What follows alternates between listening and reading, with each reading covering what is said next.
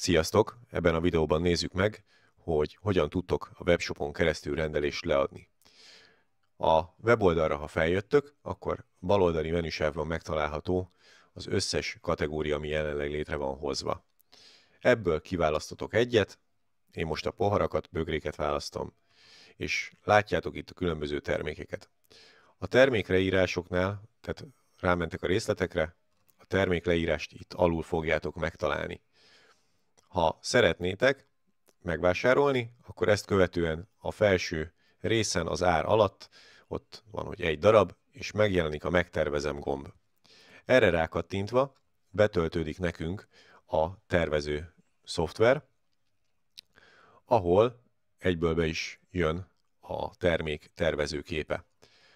A tervezőképnél láttok egy szaggatott vonalat, ez a szaggatott vonal jelöli a termékre létrehozható kép maximum szélességét, magasságát.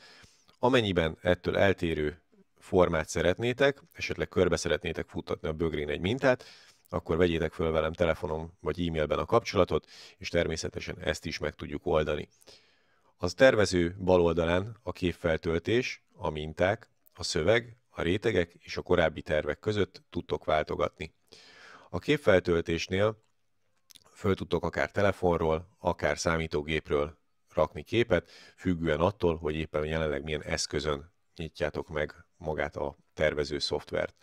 A mintáknál egyedi mintákat, grafikákat tudtok összerakni, a szövegnél pedig saját egyedi szövegeket tudtok ráírni. A rétegeknél, mint bármilyen grafikus tervező szoftvernél, meg tudjátok nézni a különböző rétegeket, egymásra tudtok pakolni, hasonlók. Most nézzünk egy egyszerű szövegbevitelt, ide beírjuk azt, hogy ide írd, amit szeretnél, majd ezt követően rányomunk a szöveg hozzáadása gombra.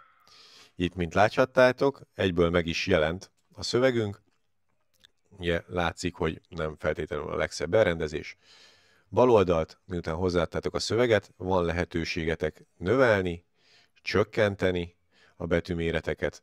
Ebből látszik is, hogy úgy helyeződnek, rendeződnek a karakterek, illetve igazítani tudjátok, betűkészletet tudtok választani, ha esetleg valami kreatívabbat szeretnétek, illetve akár el is tudjátok forgatni valamilyen irányba.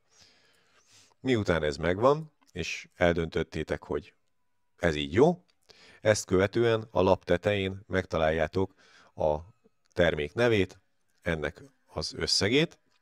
Ez az összeg tartalmazza a termék minta nyomásának árát, és magát a terméket is, a végterméket.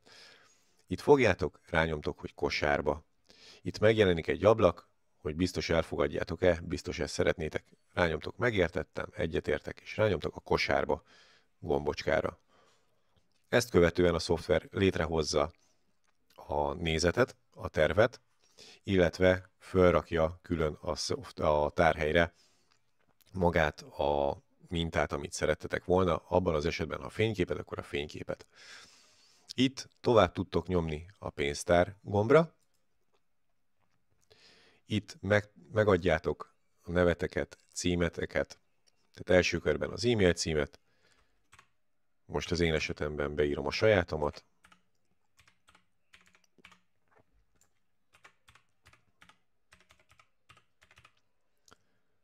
a nevet,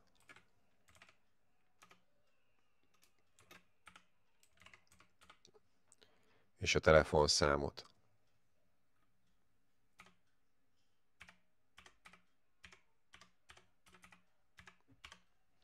Miután ezt kitöltöttétek, rányomtok a tovább a szállítási módokhoz gombra, és meglehetősen sok szállítási mód közül tudtok választani. Amennyiben tőlem vennétek át személyesen, illetve átvevő pontunkon vennétek át a terméket, akkor a személyes átvétel lehetőséget kell választani. GLS-nél láthatjátok, van házhozszállítás, csomagpont és csomagautomata. Foxpostnál ugyanúgy házhozszállítás, csomagautomata, illetve a Magyar Posta által elérhető különböző szolgáltatások. Miután kiválasztottatok egyet, legyen most a személyes átvétel, itt ki tudjátok választani a dekordoki telephelyet, Itt ezt saját címemen tudjátok átvenni. Ezután rámentek a tovább a fizetési módokhoz, és ki tudjátok választani, milyen fizetési módot szeretnétek. A bankkártyás fizetés Barionnál ott egy webes felületen keresztül tudjátok kifizetni egyből bankkártyával, így ez egy ingyenes szolgáltatás. Bankkártyás fizetés átvételkor opció esetén ott helyben a termék átvételekor tudjátok bankkártya terminálon rendezni, akár érintéssel, akár telefonnal szeretnétek fizetni. A online bankkártyás fizetés az ugyanaz a Teja esetében, mint a Barionnál. Itt is ugyanúgy online felületen keresztül tudjátok kifizetni a terméket. Banki utalás, előreutalás esetén kiküldünk egy díjbekérőt, és a díjbekérőn rajta szereplő adatok szerint tudjátok teljesíteni a tranzakciót. Itt a tranzakciónál fel kell tüntetni a díjbekérő számát, és akkor ennek megfelelően, ezt követően már csak a terméket kell átvennetek annak megfelelően. Az utánvétes fizetésnél pedig értelemszerűen bármelyik csomagszállítási módot választjátok. Az utánvétes fizetés a csomagszállító cégnek fizetendő, ennek van ugye egy külön díja, a készpénzes fizetés meg értelemszerűen átvételkor személyes lehetőségnél. Ez alatt találjátok a számlázási címet, ahol ki kell tölteni ugyanúgy a neveteket, ország, irányítószám, város, cím, és hogyha van emelet, ajtó. Amennyiben cégként vásároltok, mert van lehetőség arra is, cégként vásárolok részt be kell pipálni, cégnév, irányítószám, város, cím, és végül az adószámot kell külön megadni.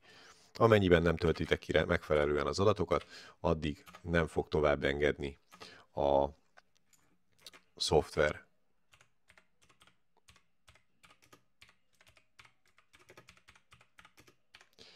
Így beírtuk a címet, kiválasztjuk, hogy készpénzzel fizetek átvételkor, és miután ez megtörtént, rámegyünk a tovább az összegzés gombhoz.